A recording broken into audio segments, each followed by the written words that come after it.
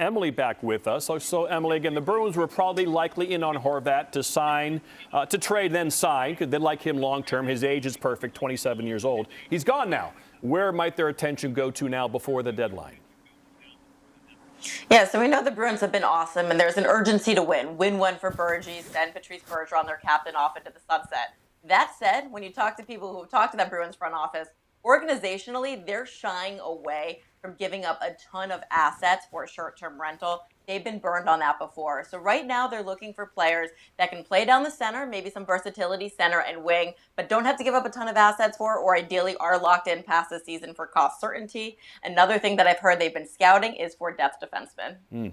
Jake DeBrusk, he's missed the last 13 games. Again, part of their resurgence this year is the new coach. DeBrusk goes on the top line. Suddenly he's a real player again. When can he be back?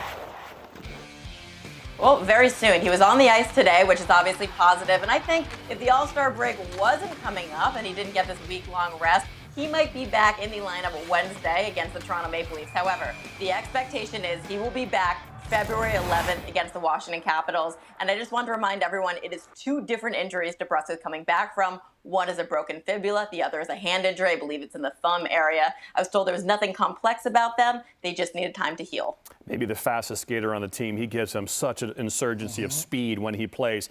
You know, one reason is we're talking about this long season, Emily, and, you know, they've dropped 3 games in a row, winless streak. You know, one way you can infuse some enthusiasm into the team during the regular season is announce a David Pastrnak extension. You know that would cause an energy in the city and the team. Anything new there?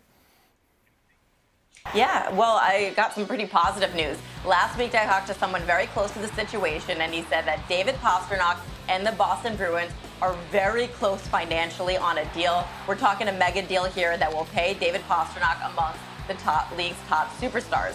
But when you're talking about this type of long-term commitment, David just wants some clarity or some assurances from the Bruins front office of what direction they're going to go on, because he knows the rest of their core is aging. And he does want to look around in 3 years and say, hey, me and Charlie McAvoy are the only good players on this team. So he's just looking for a little bit of direction that the Bruins front office is going in. But the expectation is this deal will get done, and it's now looking like sooner rather than later. Yeah, that number's got to be 11. I think it should be 12. The Bruins are probably praying for 11 by now. Dylan Larkin, this is really interesting. We've heard Stevie Y has offered 8 years, $8 million. That seems to be a pretty good number for someone like Dylan Larkin. Sounds like he wants 9. He wants Barzal's deal. What's the latest there?